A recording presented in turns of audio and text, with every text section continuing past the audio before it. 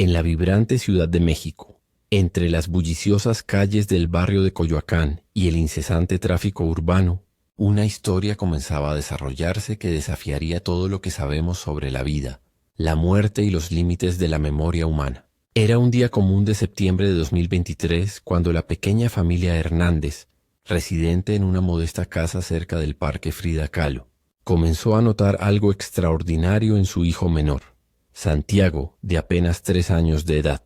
El niño, que apenas comenzaba a formar frases completas, empezó a hablar con una claridad aterradora sobre lugares que nunca había visto, eventos que nunca había experimentado y, lo más perturbador de todo, sobre su propia muerte en el lugar más alto y mortal del planeta, el Monte Everest.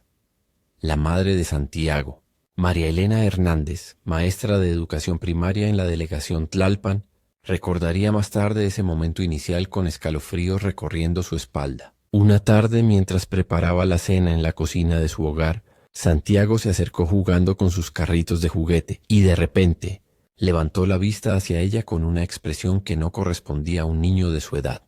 Sus ojos, normalmente llenos de la inocencia infantil, mostraban una profundidad desconcertante, como si miraran a través del tiempo mismo.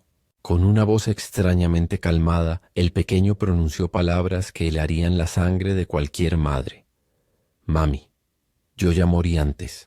Fue en la montaña grande, donde el aire no existe y todo es blanco, María Elena». Aunque inicialmente descartó las palabras de su hijo como parte de la imaginación desbordante típica de los niños, no pudo evitar sentir un estremecimiento inexplicable.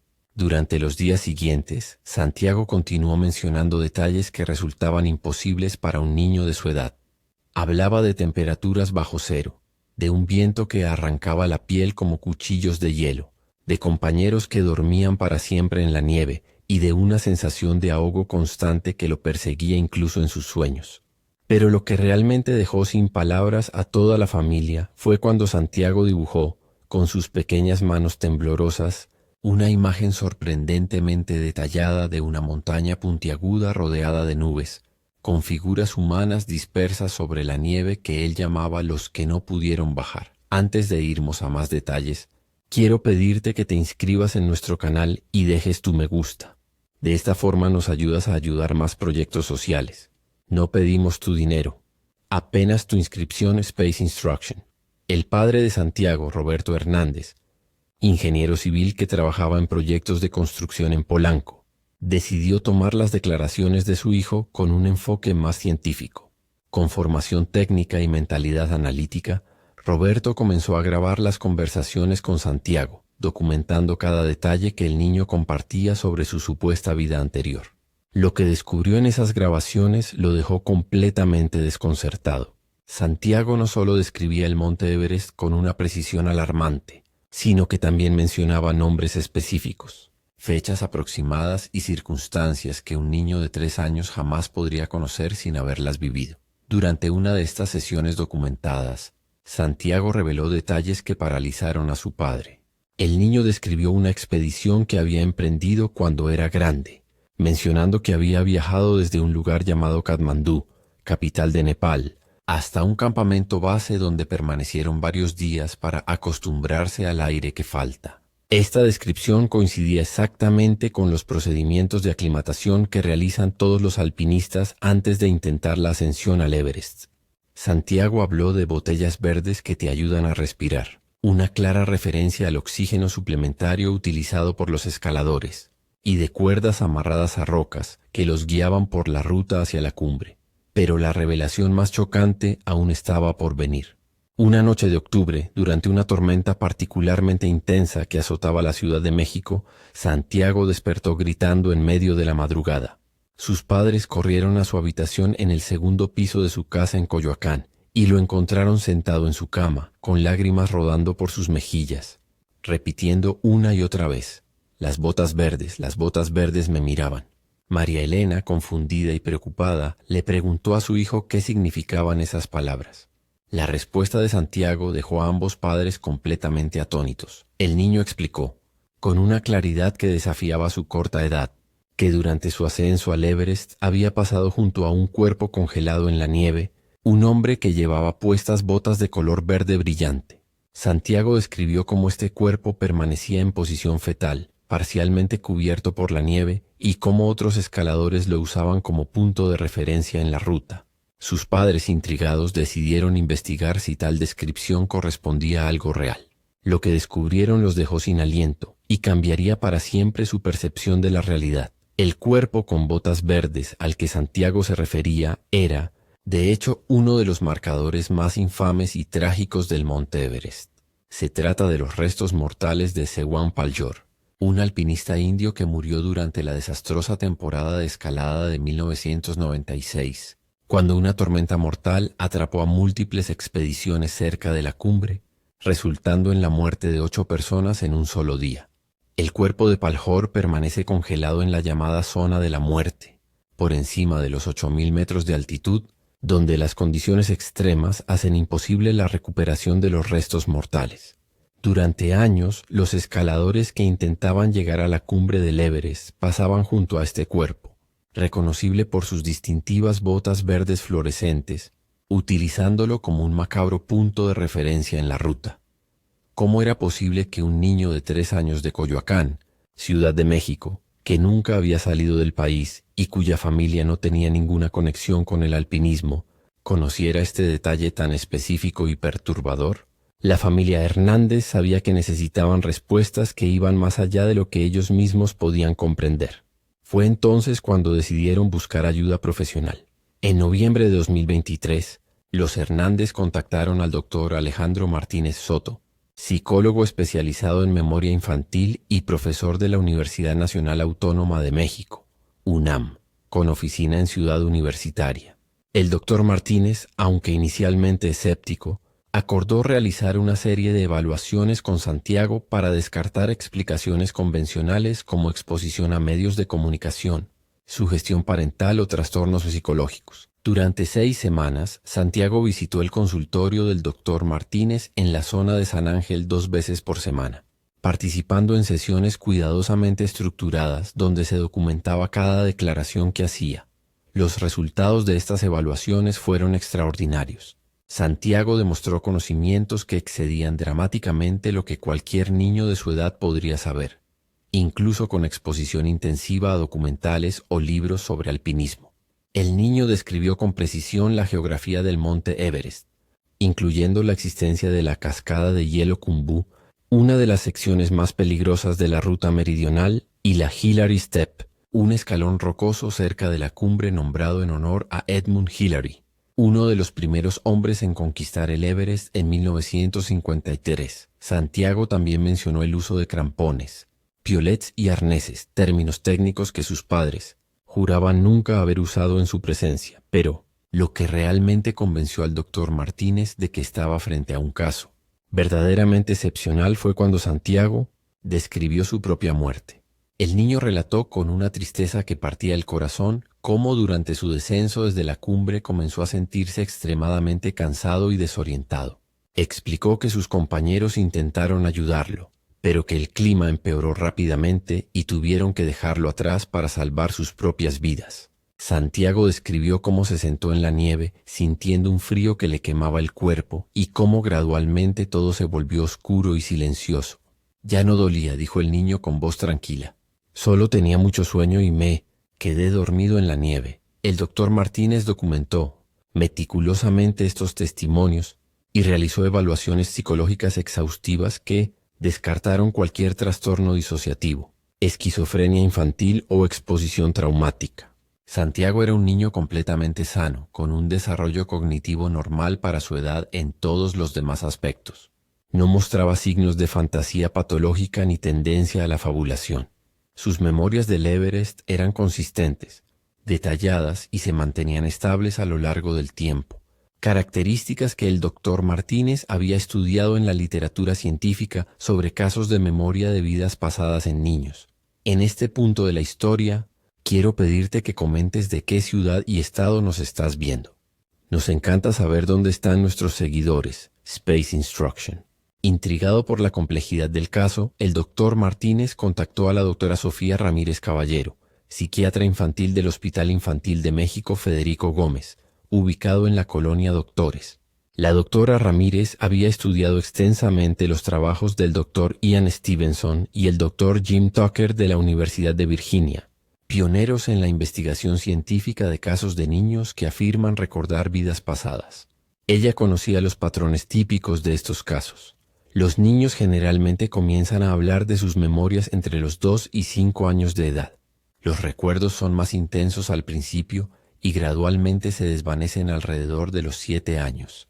Y aproximadamente el 35% de estos niños presentan marcas de nacimiento o malformaciones congénitas relacionadas con heridas sufridas en la vida anterior. La doctora Ramírez realizó un examen físico completo de Santiago en enero de 2024. Durante este examen, descubrió algo que hizo que su pulso se acelerara. Santiago tenía una extraña marca de nacimiento en su frente, una línea irregular de pigmentación más oscura que sus padres siempre habían considerado una simple peculiaridad genética. Sin embargo, cuando la doctora Ramírez preguntó a Santiago sobre esta marca, la respuesta del niño dejó a todos en la sala médica completamente paralizados. Es de cuando me golpeé la cabeza al caer, explicó Santiago con naturalidad, como si estuviera describiendo algo tan mundano como un raspón en la rodilla. El niño procedió a describir cómo, durante su descenso del Everest, perdió el equilibrio debido al agotamiento extremo y a la hipoxia, cayendo contra una formación rocosa que le abrió una herida en la frente. Aunque logró continuar descendiendo después de este incidente, Santiago explicó que la combinación del trauma craneal, la exposición extrema al frío y el agotamiento total finalmente lo llevaron a colapsar en la nieve, donde murió solo en la montaña. La doctora Ramírez quedó profundamente impactada por esta revelación. Según la literatura científica que había estudiado, la presencia de marcas de nacimiento o anomalías físicas que corresponden a heridas mortales de una vida anterior es uno de los elementos más convincentes en casos de memoria de reencarnación. Estas marcas físicas proporcionan evidencia tangible y mensurable que es mucho más difícil de explicar mediante teorías convencionales como la fantasía infantil o la sugestión. Determinados a llegar al fondo de este misterio, el equipo médico decidió dar un paso sin precedentes. Con el consentimiento de los padres de Santiago, contactaron al Instituto de Investigación del Himalaya en Katmandú, Nepal, que mantiene registros históricos de todas las expediciones al Monte Everest desde la década de 1920.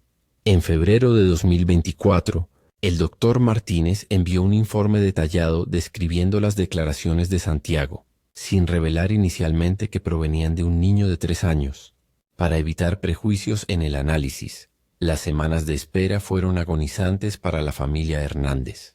Santiago continuaba compartiendo más detalles de su vida anterior, ahora incluyendo información sobre su familia en esa encarnación previa.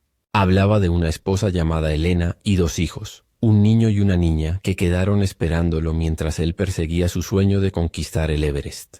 Describía una casa cerca del mar, con jardín y un perro grande, y mencionaba que trabajaba en algo relacionado con construir cosas, posiblemente ingeniería o arquitectura. La respuesta del Instituto de Investigación del Himalaya llegó en marzo de 2024 y su contenido dejó a todos completamente atónitos. Los investigadores nepaleses habían cruzado los detalles proporcionados con sus archivos históricos y habían identificado un caso que coincidía de manera extraordinaria con las descripciones de Santiago. Se trataba de un alpinista canadiense llamado Michael Thompson, ingeniero estructural de 42 años de Vancouver, que había muerto durante una expedición al Monte Everest en abril de 1996, durante la misma tormenta catastrófica que cobró 8 vidas en un solo día. Los registros mostraban que Michael Thompson había alcanzado la cumbre del Everest, pero encontró dificultades durante el descenso. Según los testimonios de otros sobrevivientes de esa expedición, Thompson había sufrido una caída cerca de la Hillary Step, golpeándose la cabeza contra las rocas, pero continuando el descenso a pesar de la lesión. Eventualmente, completamente exhausto y sufriendo de edema cerebral por la altitud, Thompson se sentó en la nieve a aproximadamente 8.400 metros de altura y no pudo continuar. Sus compañeros, enfrentando sus propias luchas por sobrevivir en la tormenta mortal, tuvieron que tomar la desgarradora decisión de abandonarlo para salvar sus propias vidas. Su cuerpo nunca fue recuperado y permanece hasta hoy en algún lugar de la montaña, preservado por el frío eterno, La correspondencia entre las descripciones de Santiago y los hechos documentados de la muerte de Michael Thompson era asombrosa. Thompson tenía efectivamente una esposa llamada Ellen, pronunciado de manera similar a Elena en español, y 2 hijos, un niño y una niña. Vivía en una casa cerca del océano en la costa de British Columbia, con un gran jardín y un perro Golden Retriever. Era ingeniero estructural, profesión que coincidía con la descripción vaga de Santiago sobre construir cosas. Más impactante aún, los registros médicos de la expedición indicaban que Thompson había sufrido una laceración en la frente durante su caída, exactamente en el lugar donde Santiago tenía su marca de nacimiento. El equipo de investigadores decidió contactar a la familia Thompson en Vancouver. En abril de 2024, mediante una videollamada coordinada entre Ciudad de México y Vancouver, Santiago tuvo un encuentro virtual con Ellen Thompson, ahora de 67 años, viuda de Michael Thompson. Lo que sucedió durante esa llamada fue uno de los momentos más emotivos y extraordinarios que los investigadores habían presenciado. Santiago, al ver a Ellen en la pantalla, inmediatamente comenzó a llorar. Sin que nadie le dijera quién era la mujer en la pantalla, el niño exclamó: «¡Elena! Perdóname, Elena, no pude volver». Ellen Thompson, visiblemente conmovida, también rompió en llanto. Durante la siguiente hora, Santiago compartió detalles íntimos sobre la vida de Michael Thompson que solo Ellen podría verificar. El nombre del primer apartamento donde vivieron cuando se casaron, el apodo cariñoso que Michael usaba para ella, el lugar exacto donde él le había propuesto matrimonio durante una caminata en las montañas rocosas, e incluso la última conversación que tuvieron por teléfono satelital desde el campamento base del Everest. Antes de que Michael iniciara su ascenso final, Ellen confirmó cada uno de estos detalles con precisión absoluta. Algunos de ellos eran tan personales y específicos que nunca habían sido compartidos públicamente, ni siquiera con los hijos de la pareja. La probabilidad de que Santiago pudiera conocer esta información por medios convencionales era estadísticamente imposible. No había documentales, artículos de prensa o registros públicos que contuvieran estos detalles íntimos.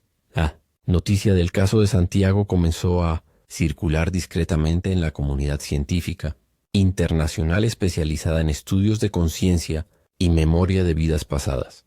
En mayo de 2024, el Dr. Jim Tucker, director de la División de Estudios Perceptuales de la Universidad de Virginia y continuador del trabajo pionero del Dr. Ian Stevenson, viajó personalmente a Ciudad de México para entrevistar a Santiago. El Dr. Tucker había documentado más de 2.500 casos de niños con memorias aparentes de vidas anteriores en sus 5 décadas de investigación, pero nunca había encontrado un caso con tantos elementos verificables y con una correspondencia tan precisa con una persona fallecida identificable.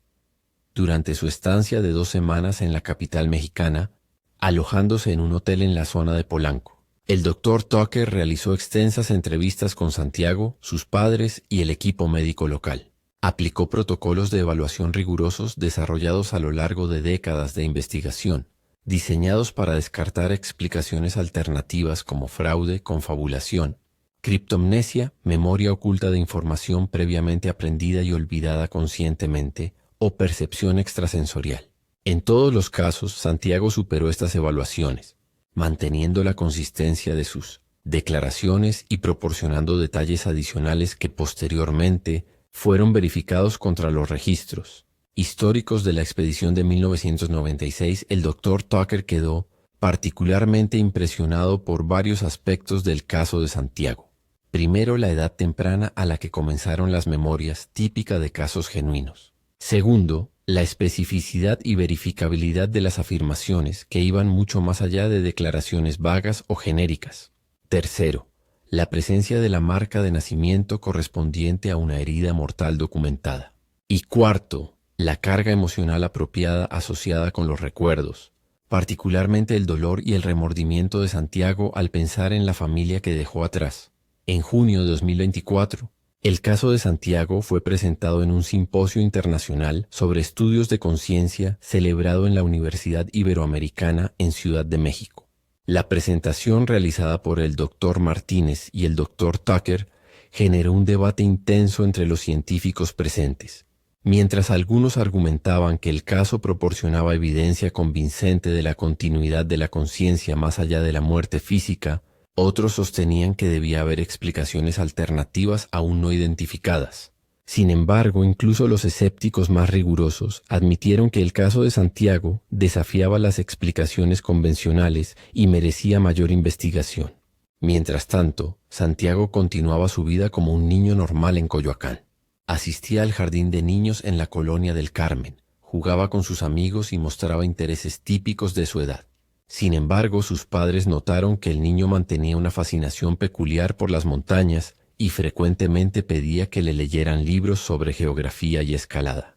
A veces Santiago expresaba el deseo de volver a la montaña, no para escalarla nuevamente, sino para encontrar su cuerpo viejo y traerlo a casa para que Elena no esté triste. Los investigadores también notaron que las memorias de Santiago, siguiendo el patrón típico documentado en la literatura científica, comenzaban a desvanecerse gradualmente a medida que el niño crecía. Para julio de 2024, cuando Santiago tenía 3 años y medio, los recuerdos eran menos vívidos y menos frecuentes que 6 meses antes. El doctor Martínez explicó a los padres que esto era completamente normal en casos de memoria de vidas pasadas en niños, donde las memorias típicamente alcanzan su pico de intensidad alrededor de los 3 años y luego gradualmente se desvanecen, generalmente desapareciendo por completo alrededor de los 7 años de edad. El caso de Santiago Hernández se sumó a un cuerpo creciente de evidencia científica que sugiere que la conciencia humana puede ser más compleja y misteriosa de lo que nuestra comprensión actual nos permite comprender. La División de Estudios Perceptuales de la Universidad de Virginia ha documentado más de 2.500 casos similares de niños alrededor del mundo que reportan memorias de vidas anteriores, muchos de los cuales incluyen detalles verificables que coinciden con personas reales que fallecieron antes del nacimiento del niño. Aproximadamente el 23% de estos casos involucran un cambio de género entre la vida anterior y la actual, y el 35% presentan marcas de nacimiento o malformaciones, congénitas que corresponden a heridas, sufridas en la vida previa. Lo que hace que el caso de Santiago sea particularmente notable no es solo la cantidad de detalles verificables que proporcionó, sino también la especificidad de esos detalles y la imposibilidad virtual de que hubiera podido obtener esa información por medios convencionales. Michael Thompson no era una figura pública famosa. Era simplemente uno de los cientos de personas que han perdido la vida en el Monte Everest a lo largo de las décadas. No había películas, documentales extensos o libros dedicados específicamente a su historia. Los detalles íntimos de su vida matrimonial y familiar nunca fueron publicados o compartidos ampliamente. Y sin embargo, un niño de 3 años en Ciudad de México, nacido 27 años después de la muerte de Thompson, conocía estos detalles con una precisión que desafía toda explicación convencional. Antes de concluir esta historia extraordinaria, quiero pedirte una vez más que te inscribas en nuestro canal si aún no lo has hecho, y que compartas este video con alguien que pueda estar interesado en estos misterios de la existencia humana. Tu apoyo nos permite continuar investigando y compartiendo estas historias fascinantes. Space Instruction. El caso de Santiago plantea preguntas profundas sobre la naturaleza de la conciencia, la memoria y la identidad. Si sus memorias son genuinamente de una vida anterior, como sugiere la evidencia acumulada, entonces esto tiene implicaciones trascendentales para nuestra comprensión de quiénes somos y qué sucede cuando morimos. ¿Es la conciencia algo que emerge del cerebro físico y termina con la muerte de ese cerebro? ¿O es algo más fundamental que puede persistir más allá de la disolución del cuerpo? ¿Pueden las experiencias, memorias y relaciones de una vida dejar una impresión tan profunda en la conciencia que perdura incluso a través de la muerte y renacimiento en un nuevo cuerpo? Estas no son preguntas fáciles de responder, y diferentes culturas y tradiciones filosóficas han ofrecido respuestas muy diferentes a lo largo de la historia humana. Las religiones orientales como el hinduismo y el budismo han sostenido durante milenios que la reencarnación es un aspecto fundamental de la existencia. En contraste, las tradiciones abrahámicas, judaísmo, cristianismo e islam generalmente han rechazado esta idea en favor de conceptos como la resurrección o la vida eterna del alma. La ciencia occidental moderna, por su parte, Tradicionalmente ha considerado la conciencia como un epifenómeno del cerebro físico que no puede existir independientemente de ese cerebro. Sin embargo, casos como el de Santiago desafían esta visión materialista de la conciencia y sugieren que podemos necesitar expandir nuestros modelos científicos para acomodar fenómenos que actualmente no comprendemos. El Dr. Tucker y otros investigadores en este campo no afirman tener todas las respuestas, pero argumentan que la evidencia acumulada de miles de casos cuidadosamente documentados merece ser tomada en serio por la comunidad científica más amplia. En septiembre de 2024, un año después de que Santiago comenzara a compartir sus memorias del Everest, la familia Hernández reportó que el niño, ahora de 4 años, hablaba cada vez menos sobre su vida anterior. Los recuerdos no habían desaparecido completamente, pero se habían vuelto más vagos y distantes, como si fueran sueños que gradualmente se desvanecen con el tiempo. Santiago continuaba teniendo afecto por Ellen Thompson, con quien la familia mantenía contacto regular por videollamada, aunque el niño ya no podía articular exactamente por qué sentía esa conexión. Ellen Thompson, por su parte, encontró un extraño consuelo en su relación con Santiago. Durante casi 3 décadas había vivido con la incertidumbre y el dolor de no saber exactamente qué había sucedido con Michael en sus momentos finales en la montaña. Los relatos de Santiago, aunque profundamente tristes, le proporcionaron una sensación de cierre que nunca había experimentado. Saber que Michael había pensado en ella y en sus hijos hasta el final, que había lamentado no poder regresar y que quizás alguna parte de su conciencia había encontrado el camino hacia una nueva vida, trajo una paz inesperada a su corazón atormentado. El monte Everest, esa montaña majestuosa y mortal que se eleva a 8.849 metros sobre el nivel del mar en la frontera entre Nepal y China, continúa atrayendo a cientos de alpinistas cada año, muchos de los cuales arriesgan sus vidas persiguiendo el sueño de estar en el punto más alto del planeta. Desde que Edmund Hillary y Tenzing Norgay realizaron la primera ascensión exitosa documentada en 1953, más de 300 personas han perdido la vida en esta montaña, y muchos de sus cuerpos permanecen allí, preservados por el frío eterno, silenciosos testimonios de la audacia y la fragilidad humana. Michael Thompson es solo uno de estos cientos de individuos cuyas vidas terminaron en las laderas heladas del Everest, persiguiendo un sueño que finalmente resultó mortal. Pero si el caso de Santiago es lo que parece ser, entonces la historia de Michael Thompson no terminó en esa noche tormentosa de abril de 1996. De alguna manera misteriosa que todavía no comprendemos completamente, algo de Michael, su conciencia, sus memorias, su esencia, encontró el camino hacia una nueva vida en el cuerpo de un niño nacido casi 3 décadas después y a miles de kilómetros de distancia. ¿Qué nos dice esto sobre la naturaleza de la realidad? Sobre quiénes somos realmente más allá de nuestros cuerpos físicos, sobre el misterio de la vida y la muerte. Estas son preguntas que la humanidad ha planteado durante milenios, y el caso de Santiago Hernández añade una pieza más al rompecabezas, una pieza que sugiere que las respuestas pueden ser más extraordinarias de lo que jamás imaginamos.